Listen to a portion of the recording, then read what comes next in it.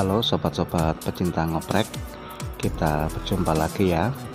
Sama seperti biasanya, saya masih di counter, jaga counter sambil nunggu servisan HP datang gitu ya. Dan untuk mengisi waktu luang ini, saya akan coba sharing bagaimana cara mengoperasikan sistem operasi Ubuntu secara virtual menggunakan bootable USB flash disk ya.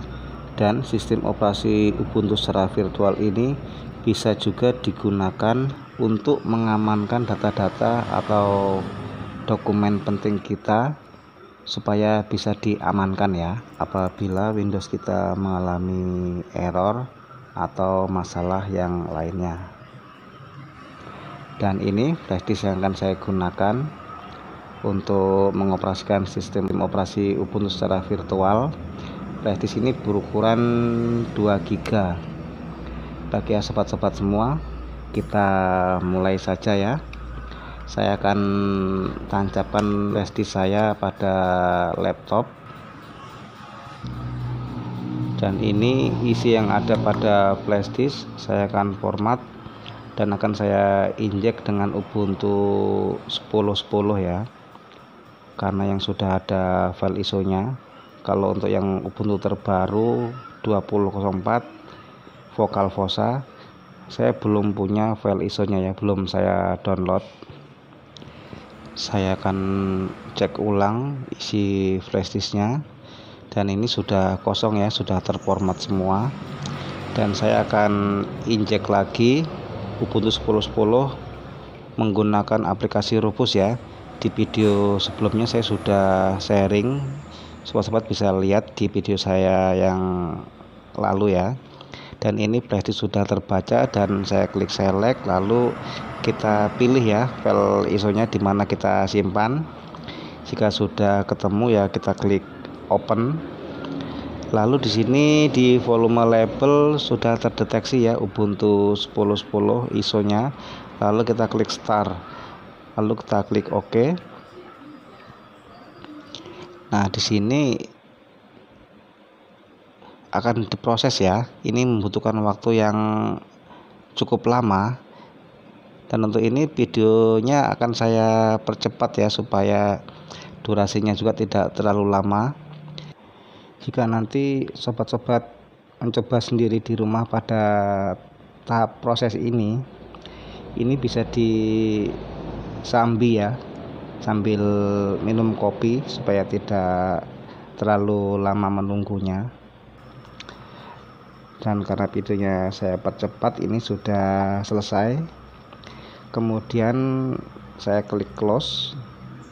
Setelah itu saya akan cek ya, cek ulang isi flash disknya. Nah, di sini sudah ada. Nah, ini sudah terlihat ya isi-isi apa saja yang ada di flash disk. Kemudian saya akan restart Windows saya, dan posisi flash disk tetap tertancap ya, jangan dicabut. Saya akan langsung restart. Jangan lupa ya sobat-sobat semua, untuk memastikan settingan pada BIOS itu USB flash disk itu sebelum posisi hard disk ya, jangan sesudah hard disk. Atau sobat-sobat bisa cek video saya yang sebelumnya ya. Nah, ini sudah masuk ke Ubuntu. Di sini kita pilih yang bahasa Indonesia ya, kita pilih, kemudian kita klik enter. Dan posisi seperti ini kita klik yang atas ya, coba Ubuntu tanpa memasang. Kemudian kita tunggu sampai tampilan Ubuntu muncul ya. Dan ini tampilan Ubuntu sudah muncul ya, beginilah tampilan Ubuntu 10.10. Dan ini adalah aplikasi-aplikasi bawaan dari Ubuntu 10.10 ya. Cepat-cepat bisa cek di sini, bisa lihat. Ini kalau di Windows ini pada aksesoris ini ya. Dan ini adalah tampilan partisi harddisk pada Ubuntu 10.10 ya. Ini kalau di Windows ini seperti partisi C, partisi D, dan partisi E, begitu kira-kira ya. Dan ini adalah partisi untuk memori swap ya. Sobat-sobat bisa lihat di internet pengertian tentang memori swap. Seperti ini tampilan isinya. Kemudian di bawahnya lagi, dan ini adalah partisi C pada Windows ya. Dan kalau di Linux Ubuntu 10.10 tak seperti ini tampilannya. Kemudian di bawahnya lagi ini adalah partisi D ya, untuk penyimpanan file-file pribadi, dan tampilannya ya seperti ini. Lalu bagaimana cara mengamankan data-data penting kita? Sebelum kita mengamankan data-data kita, perlu sobat pahami dulu ya. Pada Windows misalnya ada masalah, itu pasti yang bermasalah adalah partisi C. Kenapa partisi C? Karena partisi C itu adalah tempat penyimpanan file sistem ya pada Windows. Kemungkinan terburuk jika diinstal ulang, maka semua data-data yang ada pada partisi C itu akan terhapus.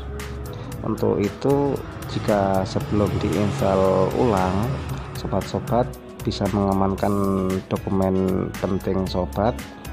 Di sini sobat bisa masuk ke partisi C ya pada virtual Ubuntu ini. Kemudian sobat cari di mana letak file atau dokumen itu disimpan ya. Sobat cari, jika sudah ketemu, klik kanan pada file atau dokumen yang akan kita amankan, lalu kita klik copy ya. Kemudian masuk ke partisi D ya, kita klik kanan di open new tab. Di sini tampilan pada Ubuntu, dua partisi bisa dalam satu wadah ya, berdampingan, atau bisa juga dibuat masing-masing ya, terserah sobat-sobat semua enaknya yang bagaimana. Kemudian bisa sobat letakkan di sini, atau juga bisa dibuatkan folder baru ya, supaya nanti lebih mudah dalam pencarian. Misalkan di sini saya ketik folder barunya dengan nama backup ya.